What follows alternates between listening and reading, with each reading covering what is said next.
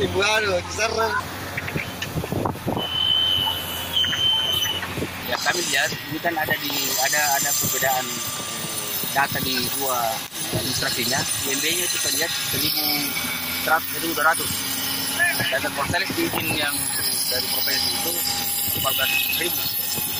Ada beberapa perbedaan ini yang dan saya ada kemungkinan ini ada